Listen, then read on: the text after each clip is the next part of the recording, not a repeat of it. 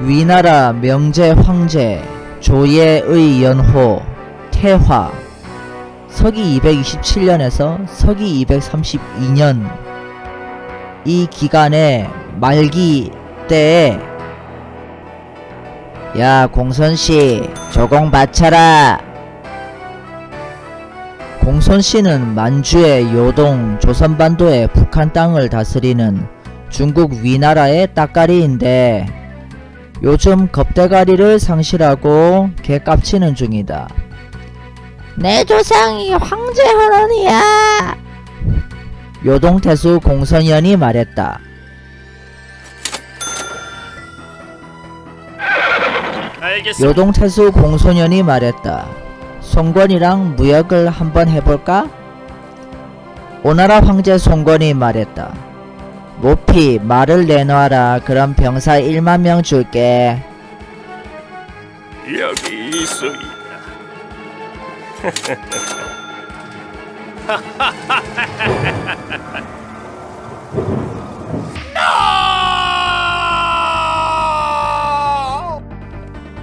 위나라 태화 2년 서기 228년에 공손현이 공손공을 협박하여 자리를 빼앗았다. 위나라 황제 명제는 즉위하여 공손현에게 양열 장군과 요동태수의 지위를 주었다. 그런데 공손현은 남쪽으로 사자를 보내 손권과 연락을 취하였으며 예물의 왕래가 끊이지 않았다. 삼국지 공손현전.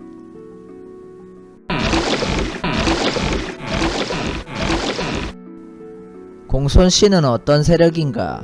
위나라 황제 조예는 왜 긴장을 이렇게 엄청 빠는가? 왜? 만주의 요동은 송화강 벌판에 부여, 압록강 중류의 길림성 고구려 땅, 동남쪽으론 조선반도를 끼고 있고 서쪽으론 거대한 강 요하를 끼고 있는 천혜의 요충지이다. 그러니까 언제든지 중국을 노릴 수 있고 칠 수 있는 곳인 것이다. 그래서 거란족도 여진족도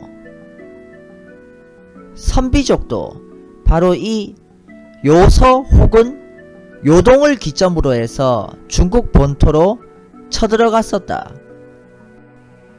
그만큼 요동은 매우 군사적으로 매우 중요한 곳이다. 이때 요동 공손씨는 부여와 혼인 동맹을 맺고 있었다. 그뿐이 아니다. 공손씨는 요동군, 현토군, 낙랑군, 대방군 이렇게 4개의 식민지를 풀로 돌려서 부여, 마한, 변한, 진안, 옥저, 예맥, 외국의 무역 이익을 냠냠 빨아먹고 있음은 물론 중요 자원지들을 점거하고서 매달 매년마다 수익을 내고 있었다. 이러면은 이 공손씨가 중국의 식민지에 총독으로 계속 있어만 준다면은 중국 위나라한테는 더할 나위 없이 좋지만 만약 이놈들이 딴 마음을 품고 대위 제국에 반기를 든다면 오나라의 손권과 총나라의 제갈량과 서로 동맹을 맺는다면 부여, 고구려, 마한, 진안, 변한, 외국까지 전부 다 공손씨를 편들게 된다면 위나라한테는 그만큼 사상 최대의 악몽이 또 있을 수가 없다. 과연 공손씨는 오나라로 무역의 범위를 넓혔으니 이 오나라는 지금의 난징이다. 난징. 이건 진짜 가만 놔두면 위나라가 총나라, 오나라, 공손시, 세세계 사방으로 쳐맞아서 망할 판이었던 것이다. 위나라는 어떻게든 공손시와 오나라의 연계를 막고 공손시를 조져서 지도에서 지워버려야 했다.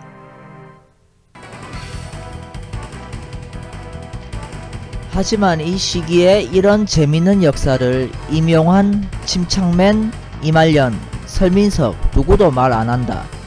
도대체 왜 그들은 절대로 말 안하는 것일까? 지금 내가 학계에서 인정받지 못하고 있는 얘기를 하는 건 절대로 아니다. 왜냐하면은 지금 말하는 이런 내용들은 다 우리나라 역사학계의 100% 정설이고 우리나라 역사학계 전공자, 연구자들은 다 알고 있는 거다. 일반인들 중에도 요런 내용들을 알고 있는 사람들이 일부 있긴 하지만 대다수의 국민들한테는 생소한 내용이다. 생소한 내용이 아니었다면 요런 내용으로 사극을 많이 찍었을 텐데 그러질 않았다.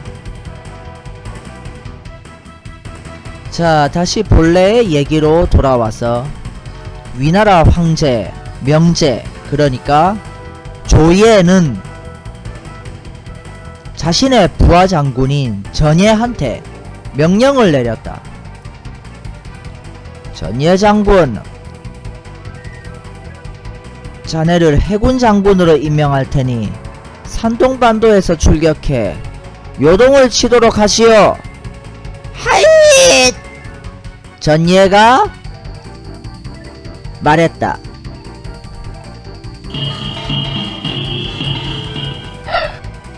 동도동자 천질이다.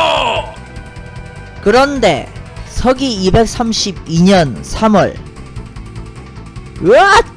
전예 장군! 지금 무수히 많은 오나라 100척 함대가 요동으로 향하고 있다오. 우린 잽도 안되니 그냥 요동치지 마시오.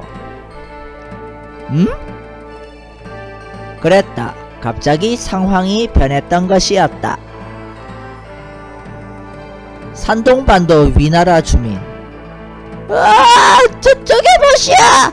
저 끝도 없는 거대한 배들이 저기 보시야! 허허허허, 내 친척이신 주유장군이 이 광경을 보셨으면 좋을 것을. 실로 장관이지 않소. 우리 배 100여 척의 위용에 위나라 놈들이 오줌을 지리고 숨었소이다. 자, 어서 노를 저어라. 요동으로 가라.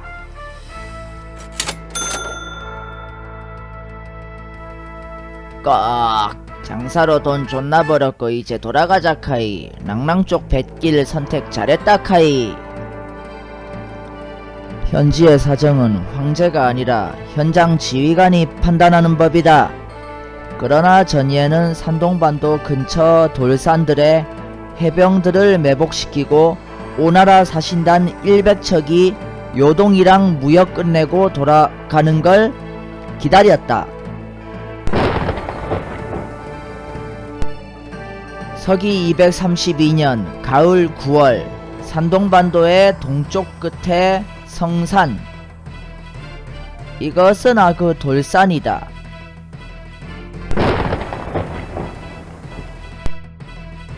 과연 전예의 예상대로 요동에서 무역을 마치고 오나라로 돌아오는 오나라 무역선 100척들은 멍청하게도 낭랑 쪽 백길로 안가고 산동반도 쪽 백길로 오다가 풍랑에 걸려 돌산들에 쿵쾅 쿵쾅 부딪혔다. 전예는 그야말로 명량대첩을 방불케 하는 대첩을 이루었던 것이었다. 그랬던 것이었다.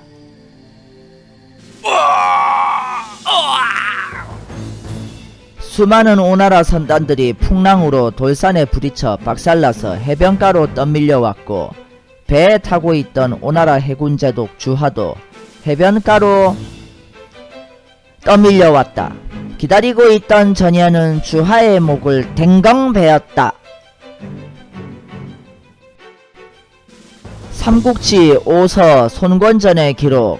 가화원년 서기 232년 가을 9월 위나라 장수 전예가 이들을 맞아 반격했다. 성산에서 주하의 목을 베었다. 그러나 오나라 선단의 나머지 절반을 이끄는 배잠 장군은 낭랑 쪽 백기를 택했는지 몰라도 무사히 오나라로 돌아왔다. 그러니까 사실은 오나라 배 100척이 다 깔아앉은 게 아니고 절반은 그 오나라 교위 배잠을 따라서 무사히 오나라로 돌아왔던 것이었다. 위나라 황제 조예가 말했다. 뭔가 이상한데 오나라 무역선단들을 그렇게 박살내고 해변가로 떠밀려왔다며. 근데 왜 약탈물이 왜 하나도 나한테 안 오노? 내가 진주 좋아하는 걸 전예 장군이 모르는가? 그것이 군사들에게 전부 나눠졌다 하옵니다. 청주 자사 정희가 꼰질렀다. 이에 위나라 황제 조예는 이끼 전예 이 미친 인간이 정신이 돌았는가? 내가 진주 좋아하는 거 몰라? 그건 내 거야. 내 거라고.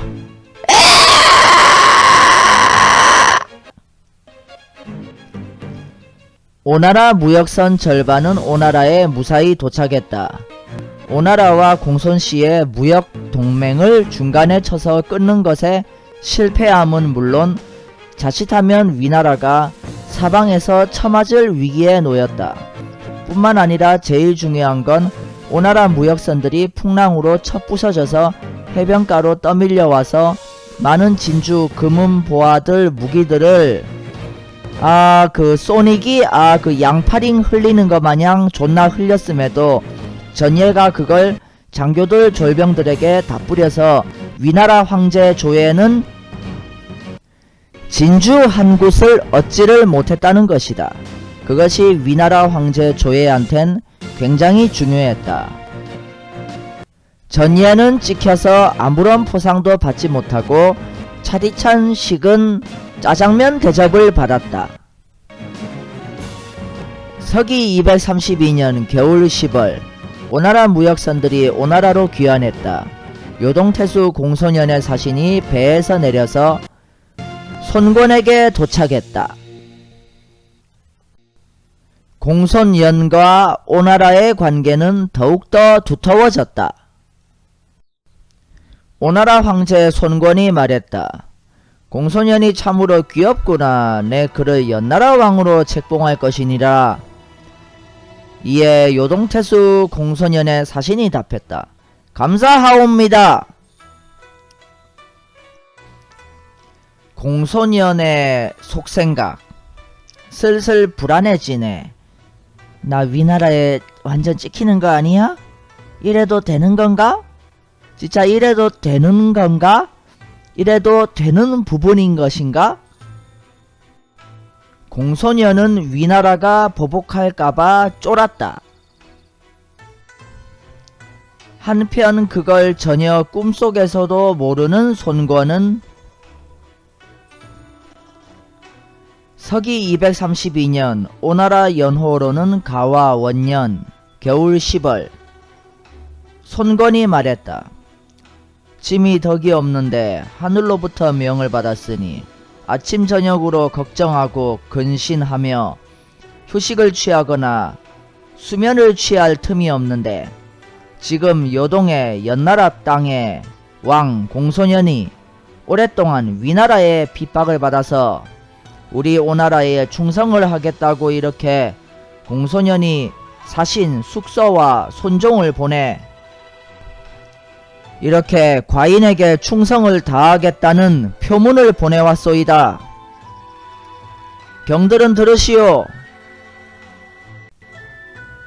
비록 은나라 탕왕이 이윤을 만나고 주나라 문왕이 여망을 얻었으며 한나라 시즌2의 세조 황제인 광무제가 천하를 아직 평정하지 못할 때 하우를 얻은 것도 오늘 여기에서 정해지는 것이다.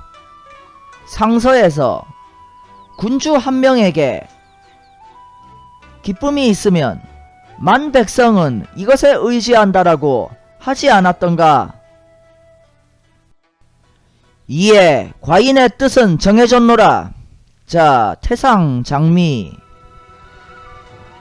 집금호, 허안, 장군, 하달은 과인의 명령을 들어라.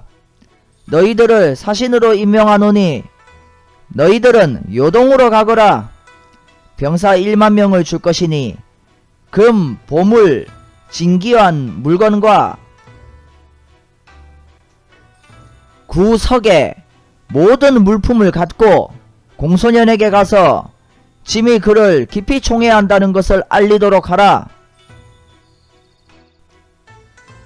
공소년을 연나라 왕으로 책봉한다는 긴 장문의 조서를 적고 공소년에게 하사할 진귀한 하사품들도 같이 함께 보낼 것이다. 그리고 공소년에게 병사 1만 명을 주면은 공소년에게 든든한 힘이 될 것이다.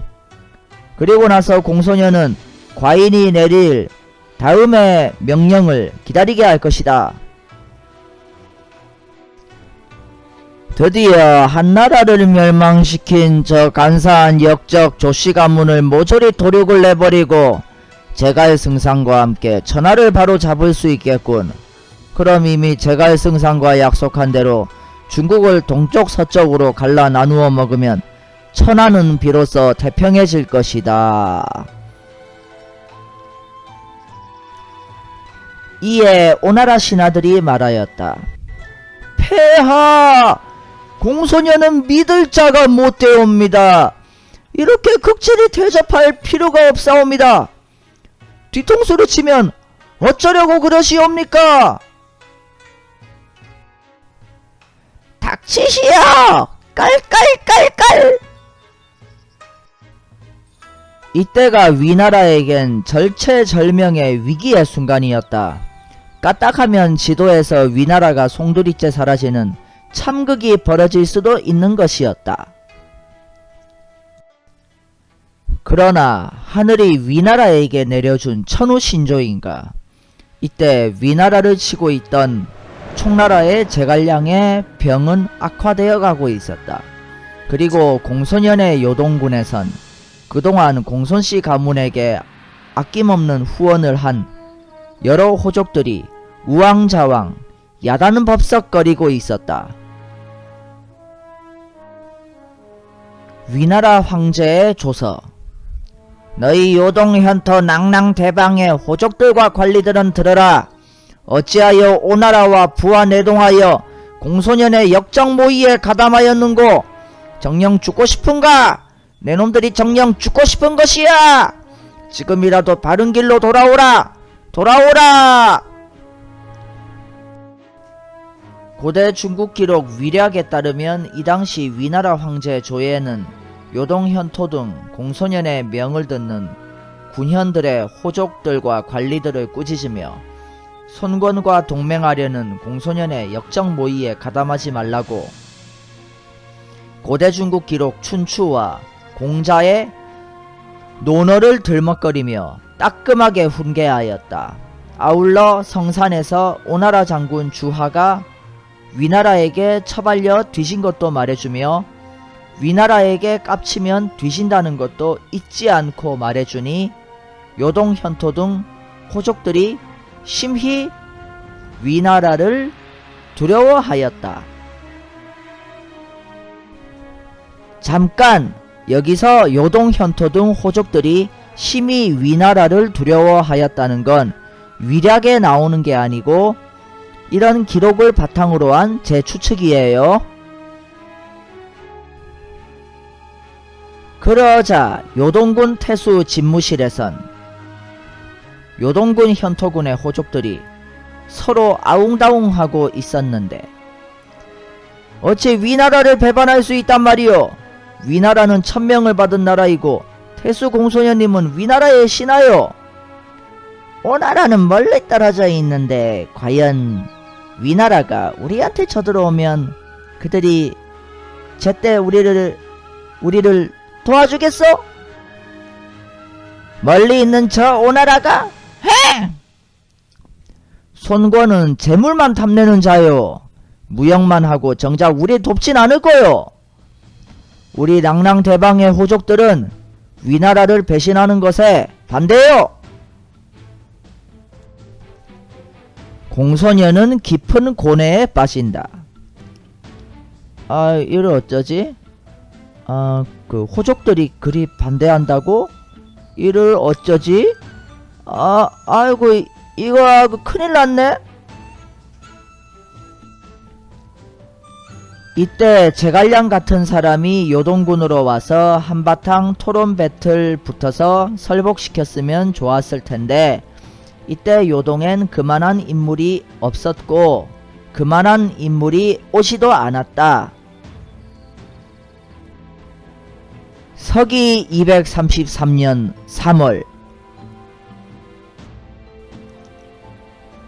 드디어 손권이 공소년에게 보낸 장미, 허안 등이 함께 공소년의 근거지인 요동군의 해변가 답시현에 도착하니 그 관속들과 종자가 400여 명에 달했고 손권이 보낸 병사들의 수는 무려 1만 명이었는데 실제로는 7,000명에서 8,000명이었다고 기록은 적고 있다. 오나라 손권은 만주의 요동에서 멀리 떨어진 중국 난징 그러니까 남경에 있는 데다가 공소년이 손권에게 모피 품질 좋은 말을 주고 손권은 그때가로 병사를 주었지만 위나라는 공소년과 만주의 요술의 경계로 대치하고 있었다. 이러다가 위나라한테 찍혀서 위나라가 요동으로 쳐들어오면 자기가 위나라를 막아낼 수 있을까? 라고 공소년은 존나 불안해졌다. 존나.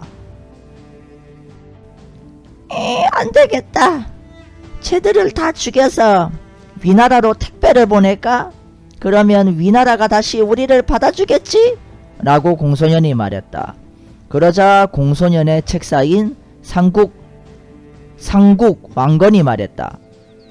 죽이세요.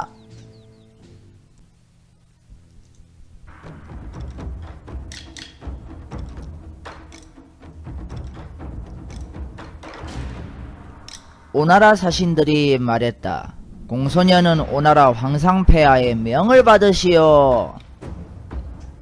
공소년이 말했다.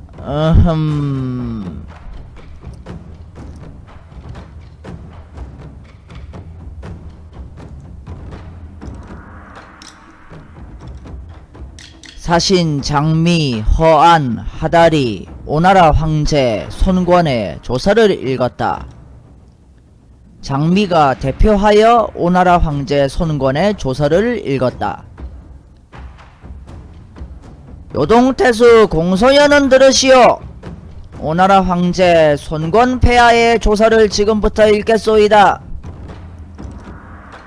짐은 그대가 3대째 세습하여 요동, 현토, 낭랑대방 4개의 식민지들을 안녕하게 하고 다른 풍속을 가진 조선인들을 가르쳐 한나라 사람과 조선인이 생업을 편안히 여기고 두 마음을 품지 않으니 짐은 그대를 갸륵하게 여기노라. 그러므로 그대를 연나라 왕에 책봉하노라. 도장을 하사하고 거북껍질 등 진귀한 여러 하사품들을 하사하노라.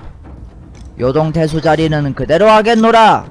공경이 이후의 명령을 듣도록 하라. 조서가 너무 길어서 소신이 요약을 하였사옵니다. 전하의 시간을 아껴드려야지요. 자, 여기 우리 폐하의 조서이옵니다. 한번 읽어보시지요.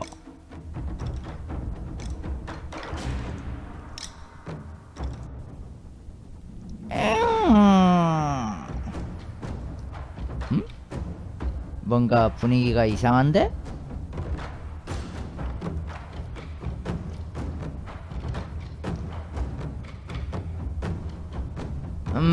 공소년이 말했다.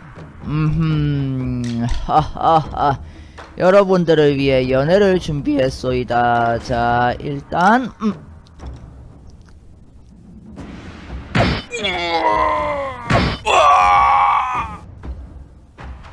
결국 공소년은 요동에 온 오나라 사신단을 모조리 죽이고 송건이 보낸 병사 8,000명도 무장을 강제로 해제시키고 무기를 모조리 뺏고 재물도 모조리 뺏고 전부 자기 병사로 만들어버렸다. 이때 죽은 오나라 사신단 중에는 교의 배잠도 끼어 있었다. 그 산동반도 성산에서 그 오나라 장군 주하가 죽을 때 오나라 교의 배잠은 그 낭랑 쪽 백길로 가서 겨우 살아남았는데 이때 교의 배잠도 공소년한테 뒤졌다.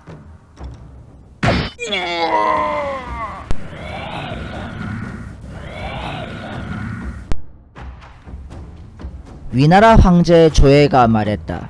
이게 무엇이요? 공소년의 사신 서조연 공손형이 말했다. 열어보세요. 공소년의 사신이 그렇게 말하자 위나라 황제 조예가 상자를 열어보았다. 그런데 왜 사람 모가시들이 이게 누구의 머리통이요? 이게 누구의 머리통들이요? 어서 대답하시오. 역적 손권의 사신들의 머리입니다.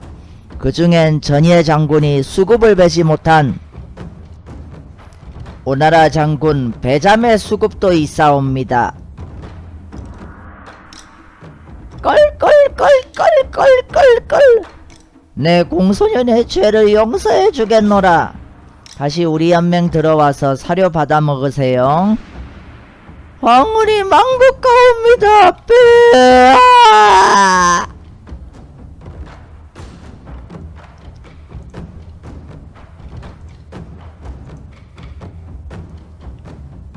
이 쥐새끼 공소년 이놈이. 오나라 황제 송건이 대노했다. 이 당장 군함을 대령하라. 내 친히 타고 공소년을 죽일 것이니라. 이해 송건은 합비 신성으로 진격하며 장군 전종을 파견하여 유관을 정벌하도록 했지만 모두 승리하지 못하고 돌아왔다. 되는 일이 없어서 안 그래도 개빡쳐 있었는데 끓는 물에 기름을 부은 격이었다. 상서복야 설종이 말했다. 폐하 고정하시옵소서.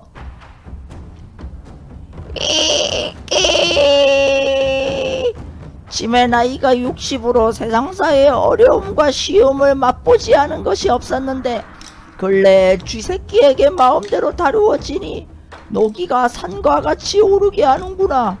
친히 쥐새끼의 머리를 끊어서 바다에 던지지 않고는 다시 만국에 임할 낯이 없다. 설령 엎어지고 자빠지더라도 한스럽지 않으리라. 이끼. 강표전에 고대 중국 기록 강표전에 적힌 송건의 말이다.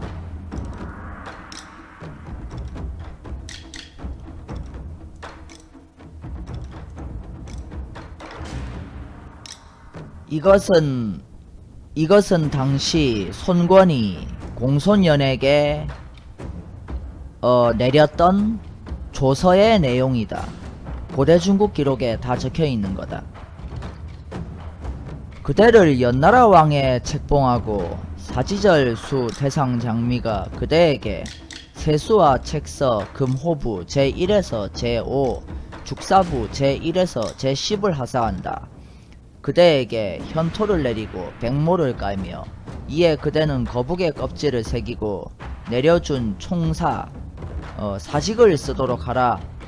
바야흐로 전쟁이 있을 때면 병마를 통솔하고 대장군의 장비로 유주와 청주의 군대를 감독하며 요동태수는 이전과 같이 한다. 지금 그대에게 구석을 가하니 공경이 이후의 명령을 듣도록 하라. 그대는 3세 동안 서로 이어오면서 일방을 보호하고 사군을 안녕하게 하였으며 다른 풍속의 백성들을 가르쳐 백성들과 오랑캐가 생업을 편안히 여기고 두 마음을 품지 않았으니 이에 그대에게 대로, 육로, 현모, 이사를 내린다. 그대는 농업에 힘쓰고 농민들이 성공하여 창고가 가득 차고 관민이 더불어 풍족하니 이에 그대에게 권면의 의복을 내리고 적석을 덧붙인다. 그대는 올바른 교화를 덕으로 이뤄냈고 아래를 대하는데 예법으로 공경하여 의를 두텁게 하고 겸양을 숭상하니 내외가 모두 감화되었으므로 이에 그대에게 현현의 음악을 내린다. 그대는 아름다운 풍속을 선도하고 멀리 떨어진 곳을 품고 보호하니 멀리 있는 사람이 고개를 돌리고 의부하지 않음이 없으니 이에 그대에게 붉은 문을 내려 거소로 쓰게 한다. 그대는 재략을 운용하여 관방에 현자를 임명하여 올바른 것을 밝혀 굽은 것을 패하니 무선이 반드시 들리므로 이에 그대에게 호분의 용사 백인을 내린다. 그대는 육마가 정제되고 위험이 먼 곳까지 진동시키며 하늘의 형벌을 공경히 여겨 죄 있는 것을 드러내니 이에 그대에게 부월 각 한 개를 내린다. 그대는 문치가 안에서 화합하고 무치가 밖에 믿음을 주니 역적을 토벌에 잡고 적의 군대를 막아 어려움을 해결하므로 이에 그대에게 동궁 한 장, 동시 100개, 여궁 10장, 여시 1000개를 내린다. 그대의 충성과 근면이 유효하고 온화함과 공손함이 덕이 되는 바 밝고 공평하며 독실과 진정함이 짐의 마음을 감동시켰으므로 이에 그대에게 거창 한동이와 규찬을 덧붙여 내린다. 탐복스럽구나. 이 가르침을 공경히 받들어 하늘의 공평을 밝히어 우리 국가를 보좌하며 영원히 그대의 아름다움을 마치도록 하라. 라고 강표전이란 고대 중국 기록에 적혀 있다. 자, 고대 중국 기록 위서의 고대 중국 기록 위소의 오서를 읽어보면 이렇게 적혀 있다. 공소년이 오나라 사신 장미 허안을 도모하고자 하여 먼저 그들 무리를 요동군의 여러 현에 나누어 두니 중사인 즉 그 오나라 사신 장미 허안을 따라온 중사인 진단, 장군, 도덕, 황광 등과 관리와 병사 60명. 그러니까 이 오나라 사람들은 요동군에 이웃한 현토군에 두었다. 현토군은 요동 북쪽에 있었고 서로 200리 떨어져 있었다. 현도태수 왕차는 200호와 또한 3,400명쯤을 거느리고 있었다.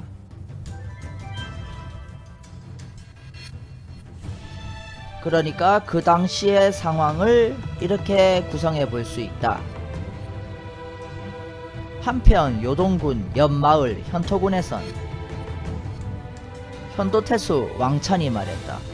요동태수 공소년님께서 자네들을 대접하라 하는 명을 받잡았네.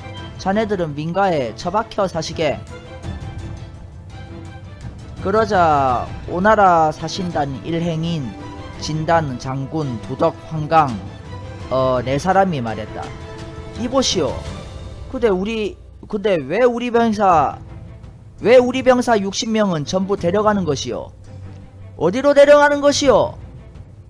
우리는 당신들의 동맹이야. 우리 사신이신 장미 허안님은 지금 어디 계시오? 현도태수 왕찬이 말했다. 알 것 없네. 닥치고 자네들의 군대는 내가 압수하도록 하지. 현토군, 본래 조선반도의 함경남도 함흥에 설치되었던 중국 한나라 식민지인데 기원전 107년 한나라 황제 무제가 고조선을 정벌하고 설치했다. 고구려 부족연맹도 현토군의 고구려현으로 편입되어 식민 통치를 받았었다. 그렇다는 것이 고대 중국 기록 후한서 동의전과 삼국지 동의전에 적혀있다. 우리나라 기록 삼국사기 삼국유사에서도 비슷한 기록들을 확인할 수 있다. 그러나 함흥의 옥조 사람들이 반란을 일으켜 현토군을 축출하자 현토군은 고구려 지역으로 이사갔다. 근데 그것마저 100년 후인 서기 1세기 초에 고구려인들에게 반란을 당해 쳐맞아서 현토군의 총독부 고구려현 관청이 불타서 현토군은 총독부를 고구려의 서북쪽으로 이렇게 이사갔다. 이렇게. 근데 100년 후인 서기 2세기 초 고구려 왕 궁, 즉 고구려 태조왕에게 박살이 나서 또 불바다가 되어서 현토군 총독부는 요동군에 조금 더 바로 옆으로 이사갔다. 뭐 여기 계속 여기. 공선현 때 고구려의 왕은 위궁인데 고구려 말에서 위는 닮았다는 뜻으로, 즉 위궁이란 말은 궁을 닮았다는 말이다.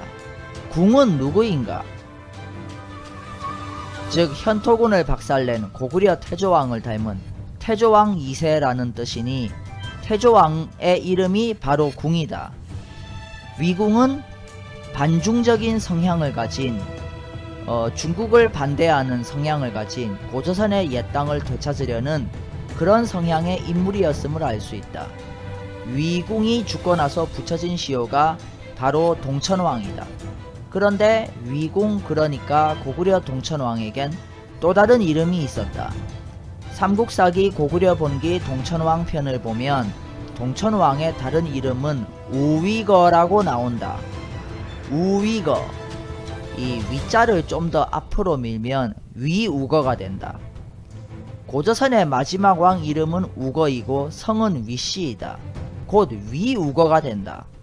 그렇다면 동천왕은 고조선의 마지막 왕 우거를 계승했다라고 스스로 자칭하여 위우거라고 한 게 아닐까?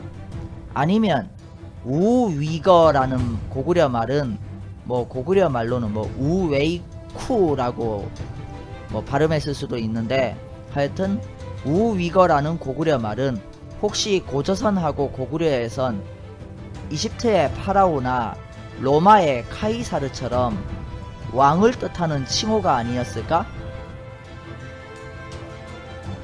하여튼 40일 후 낮, 고대 중국 기록에 적혀있는 내용을 계속해서 읽고 있습니다.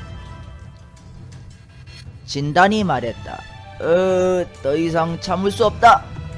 황강장군, 우리는 멀리 와서 나라 이름을 욕되게 하고 이곳에 병신처럼 버려져 있으니 이미 죽은 것과 같소. 이제 이 현토군을 보니 형세가 심히 미약하오. 성곽을 불태워버리고 현토군의 아전들을 촥촥 죽여서 나라를 위해 한바탕 복수 시원하게 하면 우리가 그 후 뒤진다 해도 여한은 없을 것이고, 그렇지 않소이까? 어찌 구차하게 살아남아 영원히 죄수로 살겠소? 아니 그렇소이까?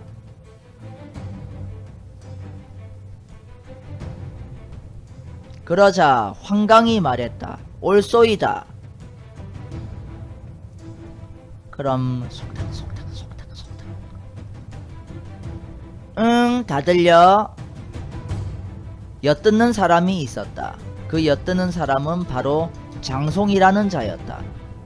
현토태수 왕찬의 부하다. 현토태수 왕찬이 말했다. 무엇이? 당장 그놈들을 잡아라! 진단 장군 두덕 황강이 말했다. 미친 튀어! 현도태수 왕찬이 말했다. 깍 놓쳤다. 이를 어쩌지? 쫓아라 쫓아라. 장군이 말했다. 무릎에 종기가 아유 심리도 못 가 발병 났군. 두덕이 말했다. 이 사람아, 어서 빨리 갑세. 그러나 험한 산골짜기로 600리에서 700리 길을 걸어가 상처가 더욱 심해져서 다시 앞으로 나아갈 수 없으니 풀숲에 누워 서로 지켜보며 비통해하며 흐느꼈다. 장군이 말했다. 나는 곧 죽는다. 너희들은 그냥 가던 길 가라. 쿨러. 이 깊은 골짜기에서 우리 모두 다 죽자는 거냐? 이러다 모두 다 죽어. 두덕이 말했다. 만리를 떠돌며 생사를 함께 했으니 차마 내버릴 수 없느니라. 그리고는 진단 황강을 떠밀어 앞서가도록 하고는 두덕 자신은 홀로 남아 장군을 지키며 과일과 나무를 따서 먹었다. 이 장군은 장군님 할 때 그 장군이 아니고 성은 장씨이고 이름은 군이에요. 며칠 후 여긴 진단 황강이 말했다. 뚜둥. 그랬다. 고구려였다. 저것이 고구려의 드높은 산성이구나. 그야말로 장관이로세. 고구려 군사가 말했다. 누구냐? 우리는 저 위나라의 남쪽 오나라의 송건 황제께서 고구려 왕께 보낸 사신이요. 말이 안 통해서 뭔 말인지 전혀 알아듣지 못하겠네. 잠깐 기다리시오. 잠시 후 고구려의 주부가 나와서 말한다. 자자, 난 중국말을 할 줄 아오. 어서 말하시오. 진단 황강이 말했다. 글쎄, 쑥떡. 응? 주부가 깜짝 놀랐다. 이 주부는 사람의 이름이 아니고 고구려의 관직 이름이다. 위소의 오서의 기록을 읽어보자. 진단 황강이 고구려에 도착하고는 손권이 고구려 왕 궁과 그 나라의 주부에게 내린 조령을 밝히고 사여품이 있었으나 요동의 공소년에게 공격받아 빼앗겼다고 속여서 말했다. 그것도 모르는 주부는 이렇게 말했다. 이건 엄청난 대특보야. 대특보! 자, 우리 폐하께 가서 이 사실을 알릴 테니 그대들은 기다리고 있으시오. 드디어 우리 폐하의 요동정벌 수건이 이루어지겠군.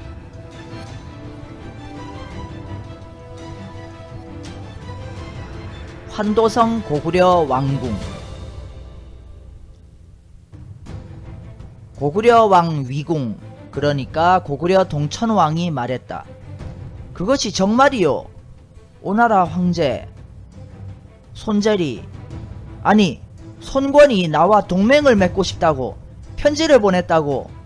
아니 이 작은 산골짜기에 누추한 나라의 왕에게 저 큰 오나라의 손권이 그게 정말이요? 그렇사옵니다 폐하. 틀림없사옵니다. 사신들을 만나보시옵소서. 그리고 그들 사신단의 일부인 장군 두덕이라는 두 사람이 현재 산골짜기에 고립되어 구원을 간절히 기다리고 있다 하옵니다. 빨리 조이들을 보내 그들을 구출해야 하옵니다.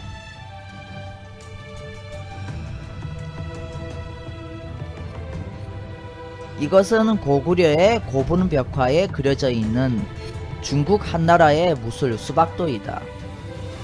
이것은 SBS 연개소문 사극에서 100% 완벽히 고증한 고구려의 조이다.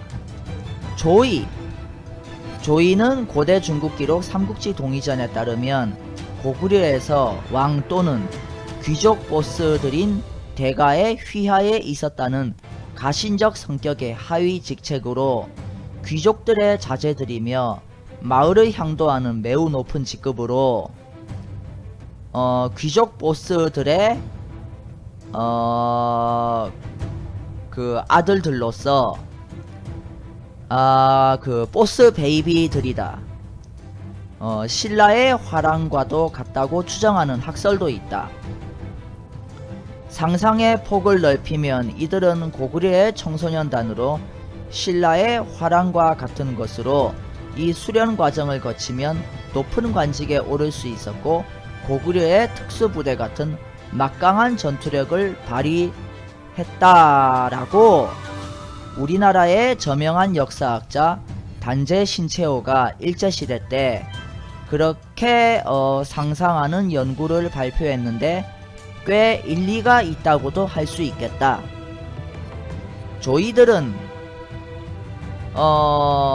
고구려의 고분벽화를 통해 추정해보면 중국 한나라의 수박도란 중국 전통 무술을 배워 손을 사용하는 격투에 단련된 엄청난 소년, 청년들이었다라고 추정할 수도 있겠다. 수박도는 중국 한나라의 전통 무술이 맞다.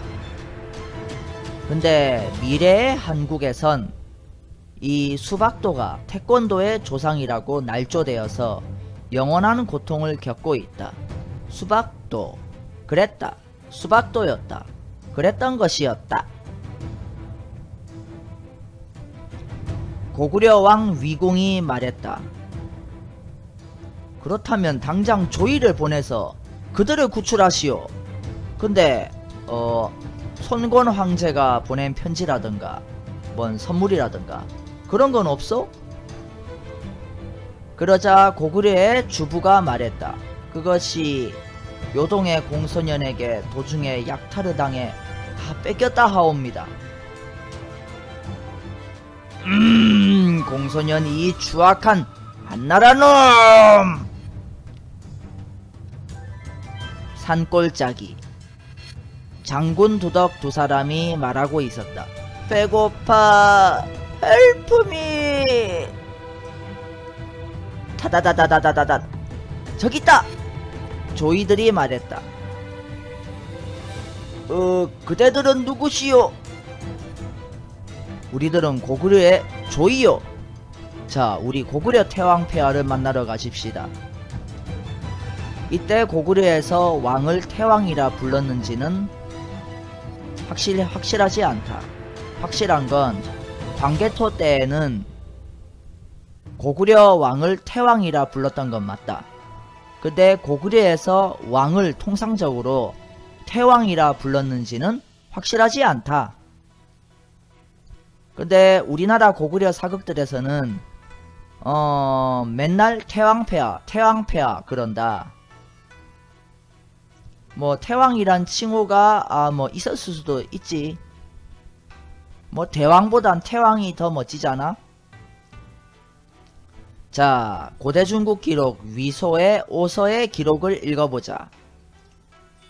궁이, 즉 고구려 동천왕 궁등이 크게 기뻐하며 곧바로 오나라 손권 황제의 조령을 받들고 사인, 그러니까 그 왕의 부하들에게 명해 진단 등을 따라가서 장군 두덕 등을 맞아오게 했다. 그 해에 궁이 조이 25명을 보내 진단 등을 호송해 오나라로 돌려보내고 표문을 올리며 신하를 칭하고 초피, 그러니까 담비가죽 1000매, 할개피, 그러니까 할개가죽, 이 산해경에 곽박이라는 고대 중국 학자가 주석을 단 걸 보면 할개는 꿩을 닮았고 몸집이 크고 푸른색이며 모각이 있는데 적과 싸울 때에는 죽어서야 멈춘다라고 했다. 이 할개 가죽 19를 바쳤다고 한다. 그러나 고구려의 동천왕이 오나라의 손권에게 신하를 칭하고 조공을 바쳤겠는가? 그 오나라 놈들이 고구려 왕이 이 대등하게 무역을 하려고 하는데도 그 오나라 놈들이 멋대로 막 그 신하 취급했다고 우리는 추정할 수도 있겠다. 고구려 왕이 진짜로 신하를 칭하는 그런 비빌거리는 그런 사람이었을 수도 있고, 고구려 왕 위궁이 말했다. 오나라 사신들은 들으시오. 진단 황강 장군 두덕이 말했다. 예이. 오나라 황제 손권과 동맹하여 함께 형제 나라의 결의를 맺고 싶소. 내 뜻을 전하시오. 초피, 할개피를 선물로 보내겠소. 예이. 그리고 마침내 오나라 황제 손권에게로 진단 황강 장군 두덕 등이 겨우겨우 돌아올 수 있었다. 위소의 오서의 기록을 읽어보자. 진단 등이 손권을 만나자 슬프면서도 기뻐하며 스스로 북받치는 감정을 이기지 못했다. 손권이 이들을 의롭게 여겨 모두 교위로 임명했다. 1년을 사이에 두고 사자 사괭 중서 진순을 보내 고구려 왕 궁을 선우로 책봉하고 의물과 진보를 사여했다 라고 적혀있다.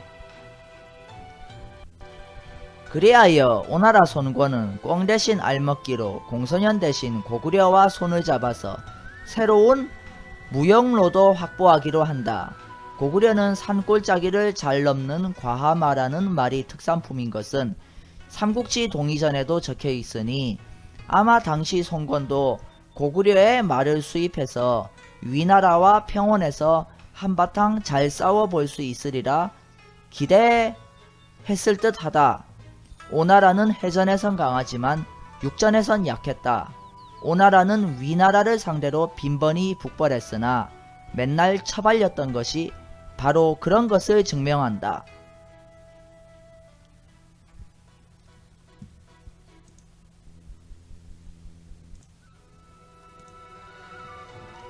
그러면 다음 시간에는 오나라 손권과 고구려의 동맹 체결과 그 후 동맹이 어떻게 되었는지, 그리고 위나라의 사마중달과 고구려의 동천왕은 어떤 관계를 맺었는지 그것에 대해서 살펴보도록 하겠다. 끝! 시청해주셔서 감사합니다. 책사풍우 유튜브 채널 구독, 좋아요, 알림 눌러주세요.